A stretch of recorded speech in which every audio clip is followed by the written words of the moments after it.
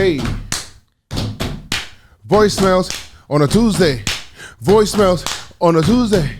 Voicemails on a Tuesday for you and us and we. I gotta figure something out, like with the or either that or maybe you guys get us some a song or something to start the episode. It has to be good.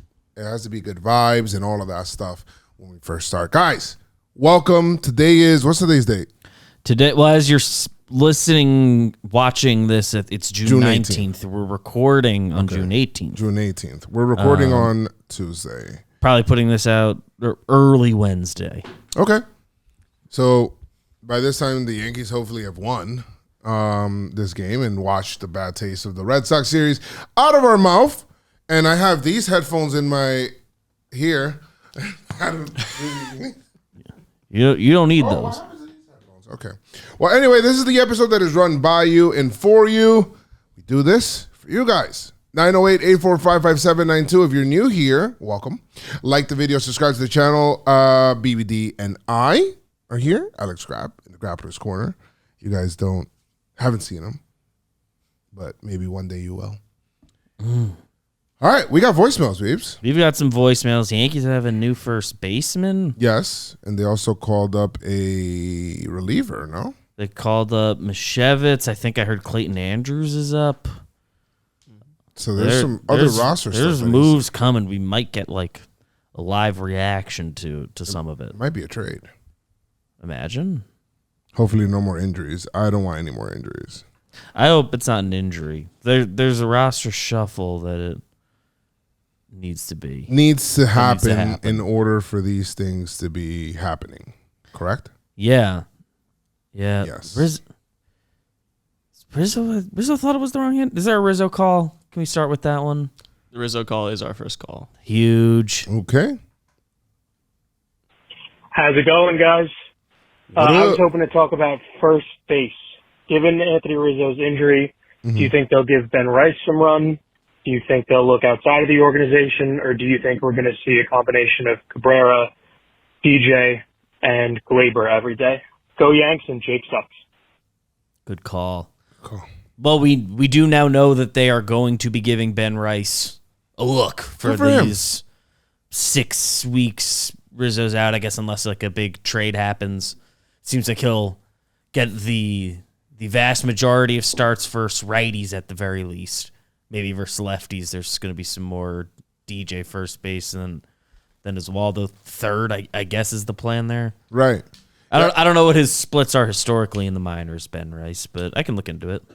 I'm fine with that. I think that start there. The Yankees would give Mr. Rice a chance just to be able to see, now this is a good time to do it. You can see what you have, whether the kid can play up here or not. And then he has the opportunity. Go take your opportunity and run, kid. I mean, why not?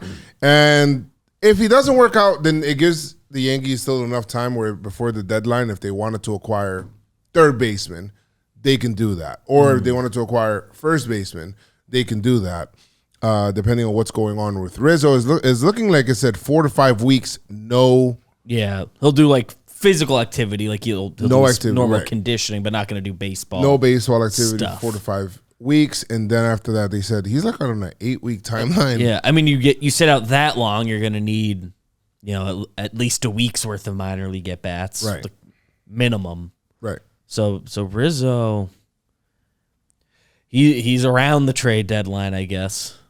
By the time we're actually back to it, he's out like at least 6 weeks.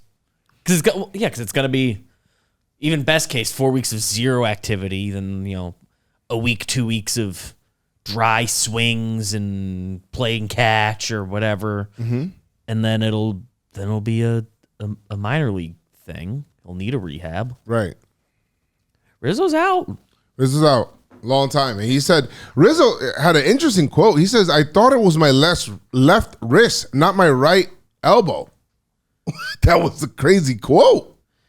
Yeah. I'm trying to remember like the play, but yeah, because the quote he said to Caldera was, just lost. Oh, says he was shocked. Test results revealed small fracture near his elbow. Mm-hmm. Originally felt he'd injured right. So maybe he thought it was going to be closer to the wrist, and it turns out to be closer to the elbow. Yeah, but he said a different arm altogether, didn't he? Let me look for. I think Caldera in his tweet said he thought he'd injured right wrist, and I think when you and I first read that, we thought they were saying that he actually injured his left, and he thought it was his right, and that would have been crazy. Okay, but I think that what that's saying now, that I read it a second time, is he thought it was going to be closer to his wrist, and it's, why so ominous? It's down here, which I suppose in hindsight explains why they were so vaguely lower arm. Lower arm. Lower arm was crazy. Let me see. I think it was an ESPN alert that I got that I read. No matter. Listen, that's what it is. Rizzo's out for a while. Rice is going to get his. And that's awesome. His opportunity. That's good for him. He's playing well in the minors. Let him come up and see what he can do. Yeah. And if not, then we still have time to pivot and figure something else out.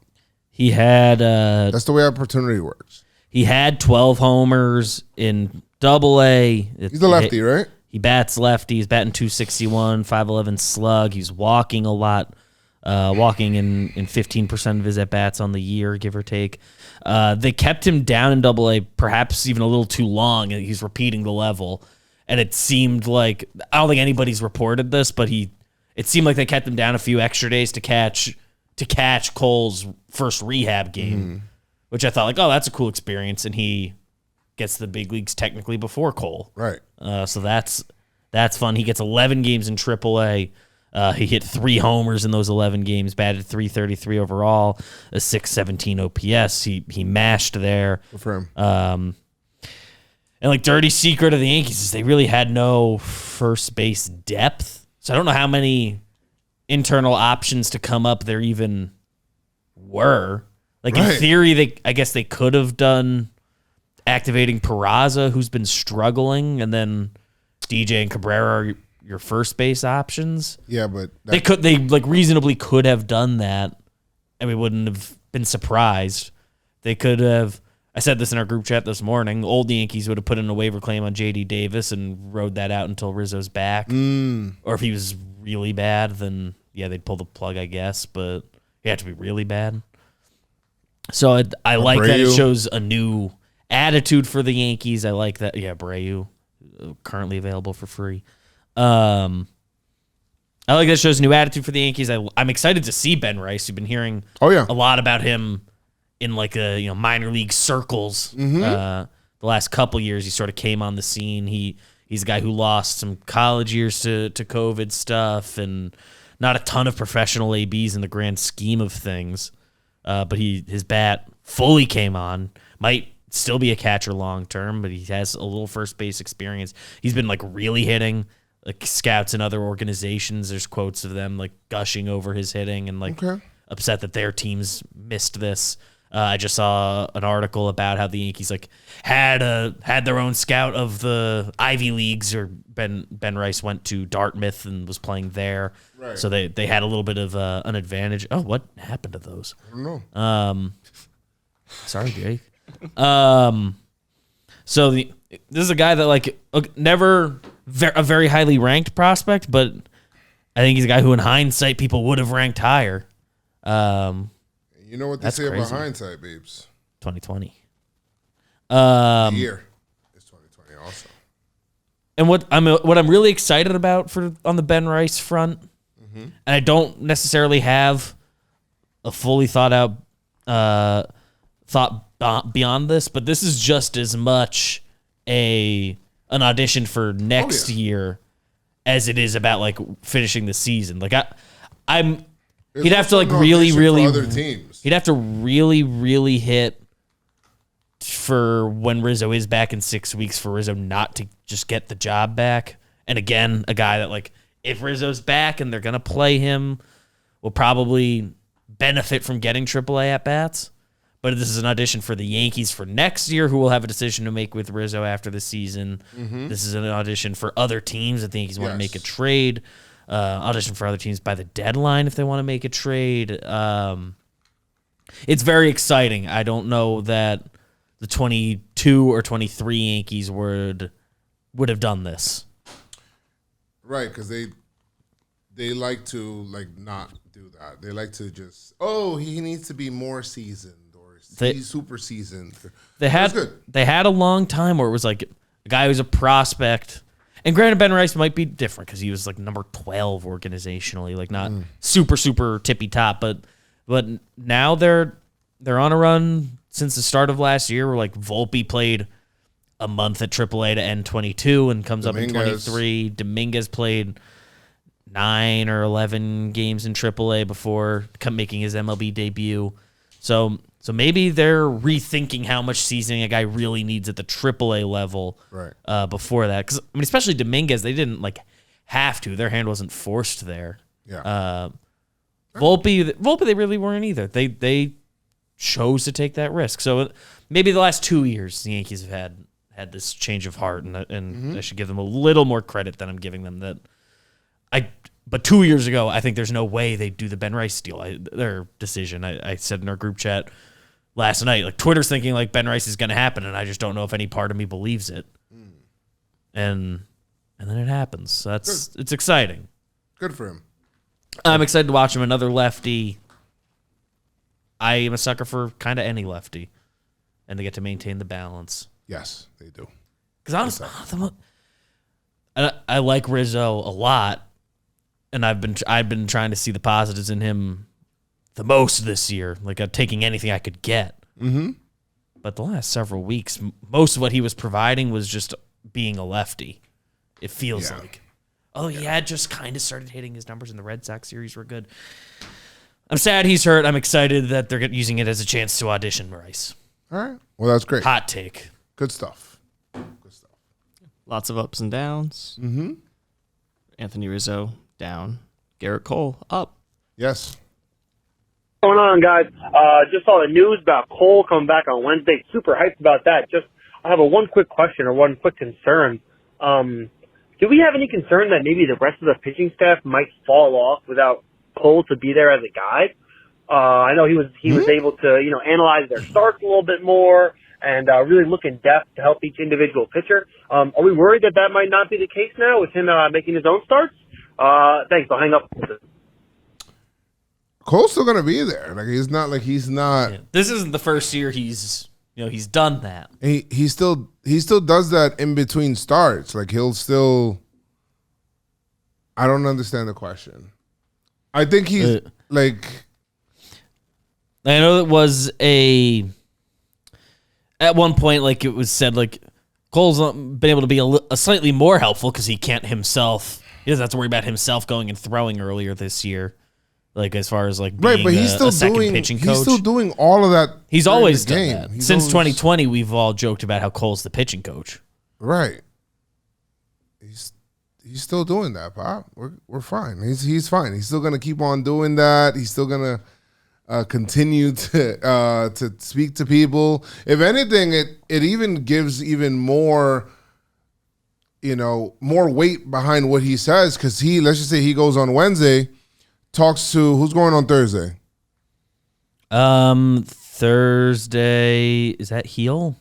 No, Thursday's Heel. Okay, so he'll be like, "Hey, Heel, hey, you're struggling right now," or whatever. When it happens, and he'll be like, "Listen, let me tell you, last night, same kind of thing for me." He could kind of still talk to the guys about his actual experience and let them know what he would probably do or adjust on the fly, facing that same team. So, I mean, he's still gonna do that, Bob. He's still gonna help.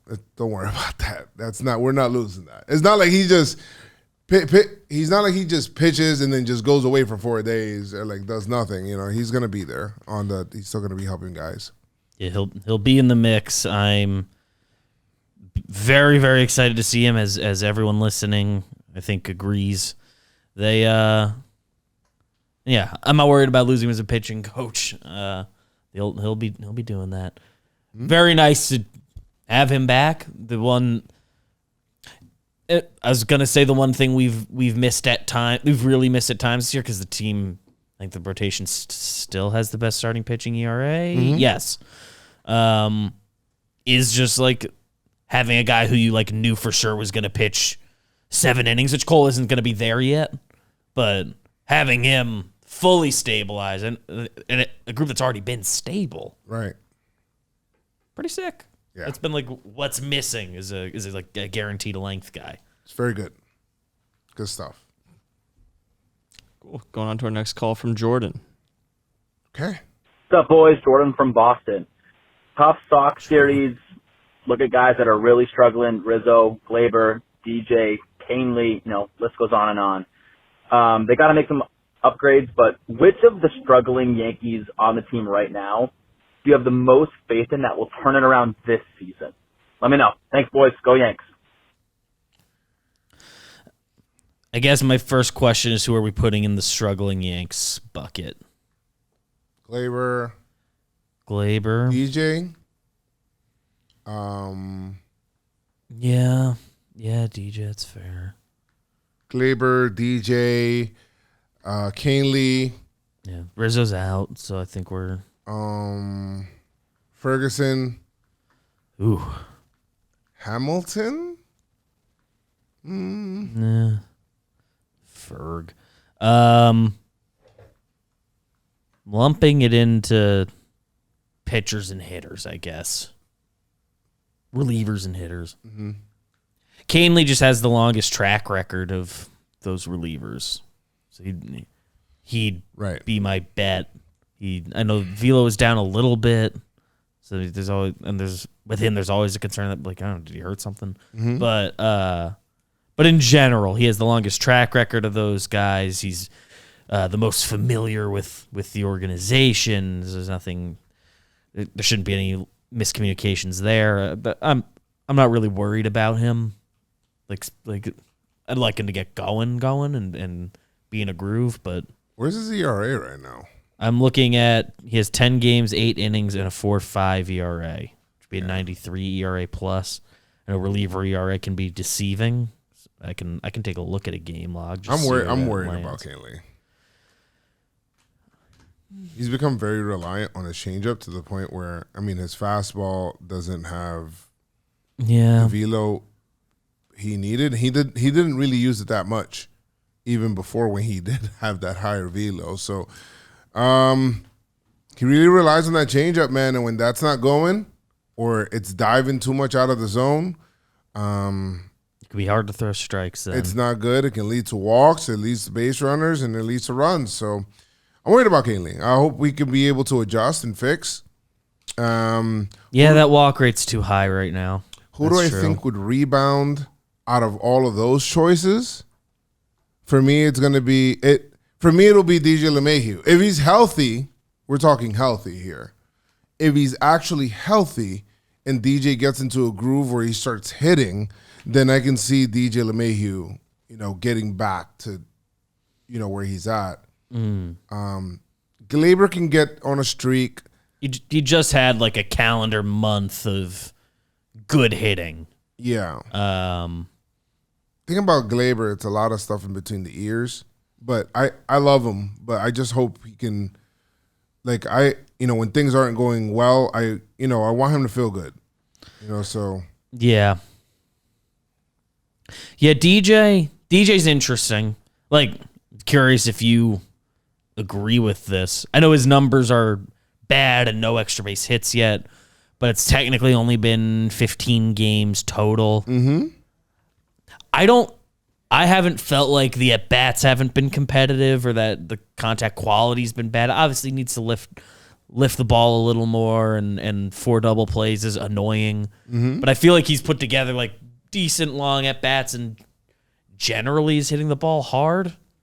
I don't know if the metrics back that up, but just at-bat to at-bat, I feel like the contact qualities have been there. And the at-bats feel competitive and lengthy enough. I'm sure some people will say, I remember this first pitch grind. I don't know. But that's just the vibe. I'm not getting a he's helpless vibe. Right. That we've had guys on this roster the last couple years who that was what it felt like. Right. Yeah. Like, I don't know. So I think I do believe in DJ, and he's going to have the longest leash, not being traded anywhere, not the depth is in a weird spot. So I don't know. His average exit velo doesn't grade great, but he doesn't qualify quite yet. In any event, somebody's got to step up. Yeah. Yep. Agree. One of those guys. We're going to have another glaring issue from this Red Sox series. I don't know if you guys heard, but they stole 9 bases in one game.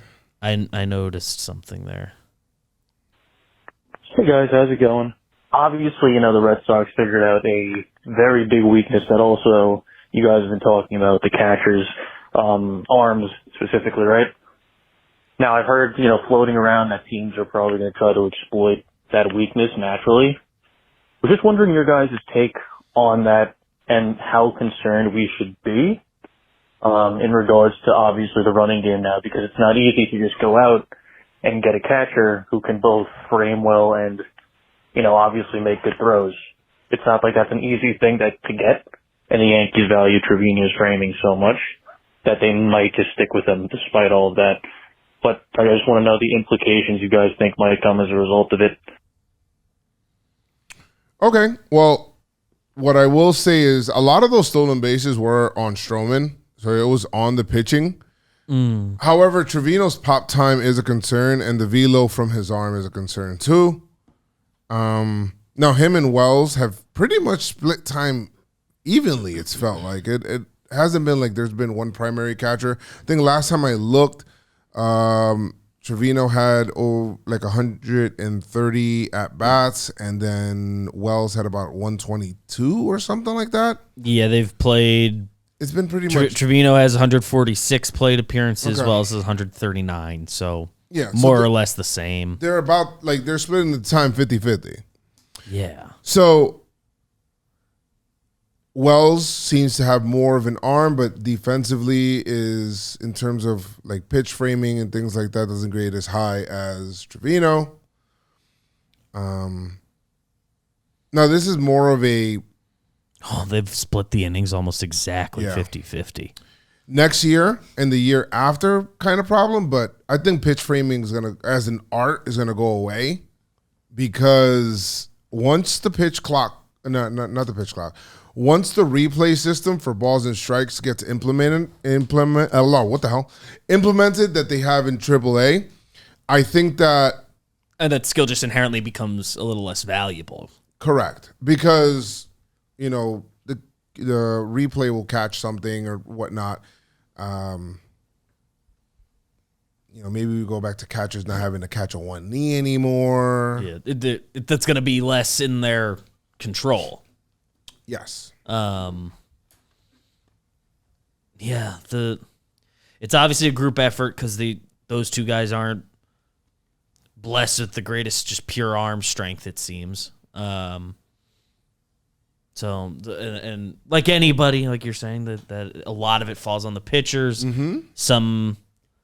Some guys, I think, will have to change what they're doing. Yes. Stroman had gotten into a run of Rodon straight as well. up not doing it. Yeah, Rodon, especially as a lefty, I think, which is weird. Wake up call, like, hey, I should have an advantage here. I think he's going to get that back, get that sorted. I think the Yankees as a team, evidenced by the Red Sox doing that the other night, is the first time that's happened. Mm-hmm. They've been really good at limiting that, even though they know those guys aren't the best pure throwers. So they've been good at getting guys to either change up their deliveries or the pickoff plays they've run or the back picks and all of that, different positionings where their middle infielders are going to stand. I think they'll sort it out. They could be in for an annoying week against the Orioles if they plan to capitalize on it while they're still sorting that out. Yeah, I mean the Orioles can run if they wanted to. Now they hit homers, but which could deter running. But they do have speed on the team because they have youth. Let's see. I think it's good that the Yankees are going through this, and I think it's good. Hear me out. It's good that the Yankees lost, right? Because I do feel that you learn more by losing than you do by winning, and when you win, you deodorize a lot of stuff. When you lose, it makes you look, from within a little bit. And it's good that it's happening now here in June because you'll face teams like the Red Sox come October. And they will run on you. And they will exploit every single weakness that you have. What's up? Prior to tonight's game, yesterday's game as the people are listening to this, I believe, the Yankees have made the following roster moves. They have recalled Clayton Andrews from AAA. They've signed Anthony Mishevitz to a major league contract, so added to the 40-man roster. Yep. They signed Ben Rice to a major league contract, added him to the 40-man roster. Ian Hamilton to the 15-day IL with a right lat strain. Cody Poteet to the 15-day IL with a right tricep strain. And Anthony Rizzo to the 10-day IL with a right forearm strain. A corresponding 40-man move will be announced later. I'm curious if that's going to be an immediate Rizzo to the 60-day. Clark is a 60-day candidate. Those might be the only two. Or is somebody getting DFA'd? But I think... It feels like they should just 60-day Schmidt. That's like the easiest paperwork move you could do. I think so, right? Or if they just know for sure. Because they also, I think, just said they expect Rizzo to be 8 weeks, which is about 60 days. So they could immediately do that if they're holding out hope that Clark can be earlier. I'm assuming it'll be something like that, and they'll need a 60-day or 40-day move, 40-man move for Garrett Cole tomorrow. Looking at this, I'm guessing that means Mishevitz or Andrews DFA'd, whichever one pitches tonight. Or it could be 60-day. You just 60-day. You could just 60-day both of them, Schmidt and. You can do that. Cole. You'll need the active roster move too, but that can be Clayton Andrews. He's optionable, so he can just go down. Okay. Yeah, that would work. So they could both be 60 days tomorrow. Right. Rather easily. Let me see if this page is uploaded. Not yet. It just happened a second ago. It's exciting. That's a lot of moves. How does this happen so often? The Yankees are like, here's 3 injuries, same time. I thought that there was something wrong with Hamilton. Hamilton being hurt makes a lot of sense. I thought that there was something being hurt wrong. stinks. Poteet being hurt stinks because he was good. I was really liking him. He's going to lose the rotation spot anyway, and I assumed his major league spot anyway. So, as far as front of mind emotions, it doesn't really change anything. I wasn't going to see him for a while, I don't think, but that sucks for him. Yeah, sucks for him. He's throwing the pill well. Man. That's so many things to just happen. Yeah, a lot of things happened. Birdie's and we 60. did get the message about Anthony being signed and all of that, and we knew Ben Rice was coming up, but the injuries, so the corresponding roster moves, we did not. They can, because Pereira is not on the 60-day IL yet, so that would open. I think he's going. Spot. I guess it depends on if they want to delay that as long as possible, so he's not accruing service time and they lose years of control on him. Because I think if you put him on the 60-day, he accrues major league service time. But if that's what they need to do to not straight up lose somebody. But they have, I don't understand. It's weird roster math. Don't they have 2 people that can 60-day IL right now? Rizzo. It seems like both of them could really easily be 60-dayed. Yeah. So I guess in general, my point is they do just have options there. Yeah. Pereira, they've already declared is out for the year. Yes. They could open it up with him. Yeah. There's a lot. Yeah. Huh. Okay. Yeah. hopefully by the time we're done with this episode, the next move's announced, because I'm just interested. Keep the people in the loop. Yankees probably going to need a trade. They have to shore up the pen. Their trade deadline question coming. I have pitchers I can talk about.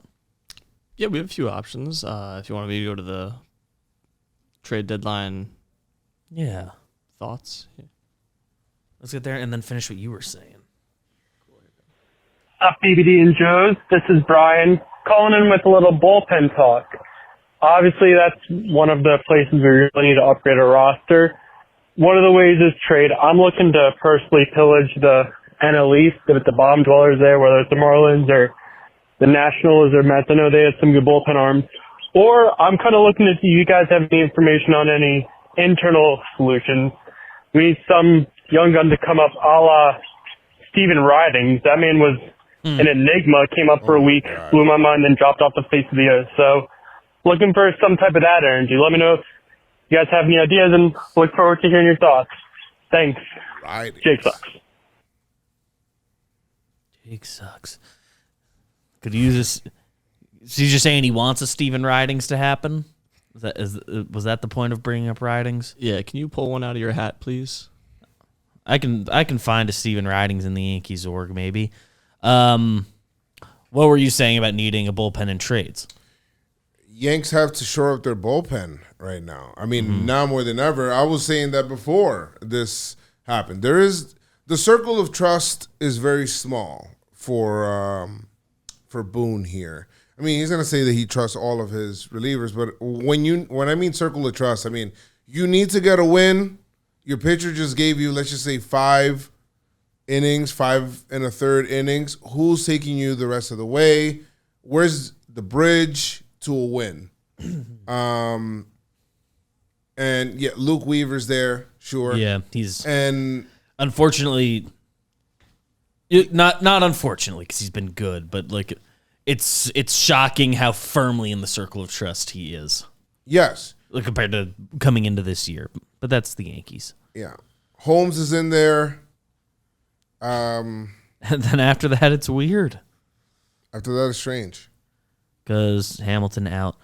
Canely Ferguson. The injury to Loizaga has been something that we have not yet, or the winning has deodorized it, but the injury to Loizaga has really been something that has made me worry about the pen long term because of that. Because he provides a role. He provided a role on the team where he can shut an inning down by himself because of the type of stuff that he has, strikeout stuff, which is why I could see the Yankees going out. They can get a similar type pitcher or a pitcher that maybe doesn't have the numbers yet but has similar kind of stuff that they can be able to work on, and, you know, Matt Blake could work his magic like a Kopech.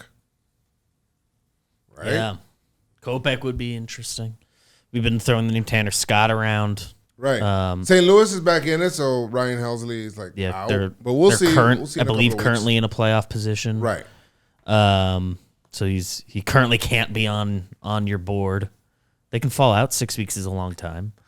I have them, or on my wish list is at least 2 relievers, which I think any given year that'd be what I sort of expect to happen, even if the bullpen was like nails.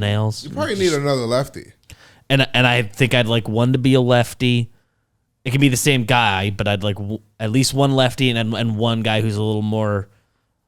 For me, I'd want one guy who's like established, and upon acquiring him, I know he'll be in the 8th inning or later. I'd like that. There's not many teams that are sellers right now because the National but bullpen, League there's always a shuffle. National League is weird. Everyone's in the NL. Mets are like fully back in it now after a week and a half of good ball. The 2 weeks now, I guess. Mm-hmm.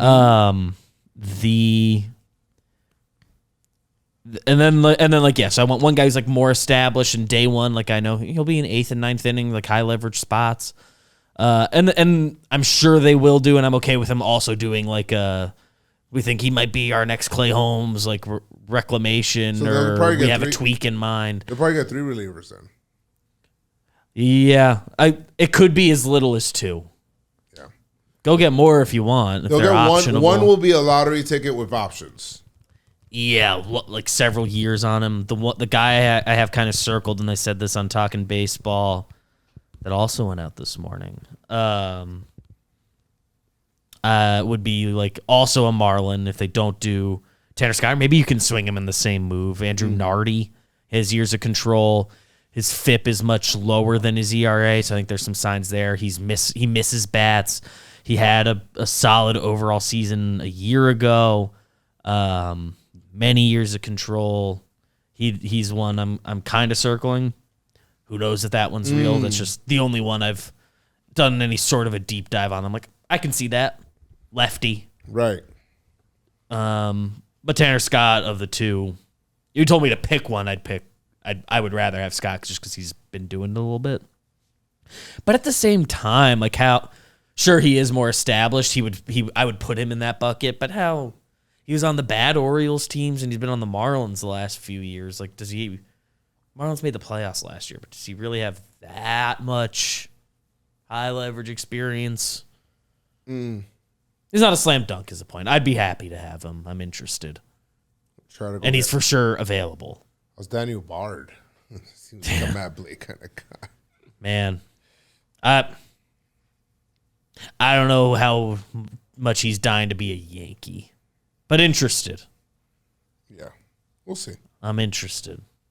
What a story from him. Definitely relievers are like on the board. Yes. Like relievers, especially in the Central, guys, because, my God, you can get relievers in the Central from somewhere. And you might even get, like, if you might even get that from another good team. Like if there's a match on a team that wants Glaber, maybe they have a reliever that half a year Glaber or whatever. I don't know. We've talked a little bit about, like, is that an option? Like, there's a chance it's an MLB for MLB, like, two contenders trade, a la Montgomery Bader. Like, those two teams were both going for it, and they just had needs that lined up. I don't know what a team with that. I don't have an example of a team that would work for, but it just occurred to me that there's a chance that's the Glaber trade matchup for the people for that. Of course, you're going to do that. That puts even bigger emphasis on, like, we need another infielder then. Yeah. The Yankees could do so much at the deadline. It's kind of nuts. Like how much they could do. I'm pretty interested to see what the Yankees do. But we do know, what we do agree on is that the Yankees need to do something. So yeah, keep your foot on the gas, you know? Yes. Every team needs to try to get better every opportunity they get. And there's such a big emphasis on this season. Like, you got to do it.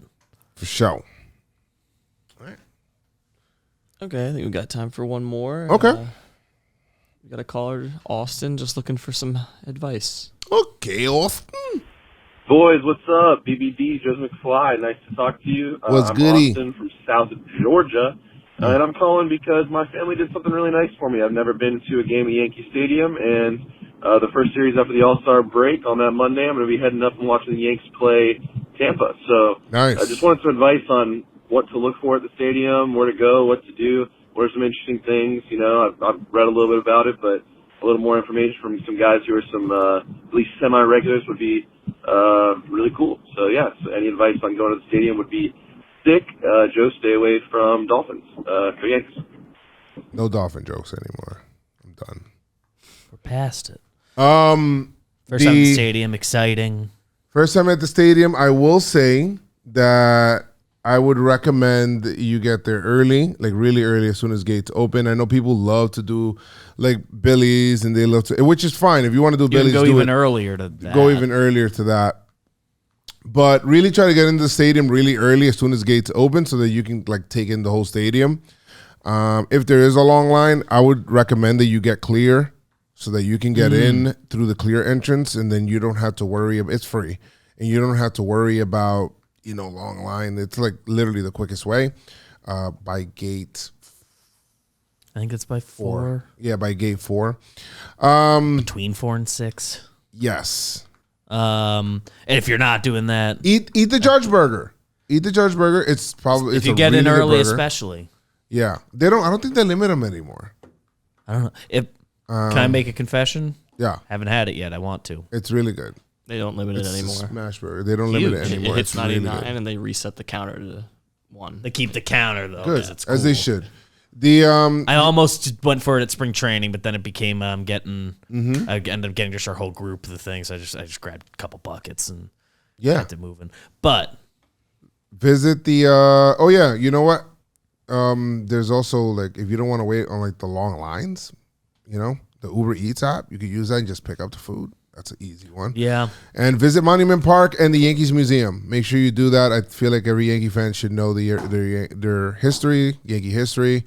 Make sure you do everyone that. should do that at some point. You Right. know? In there, while you're in there, it's awesome, especially the Yankee Museum.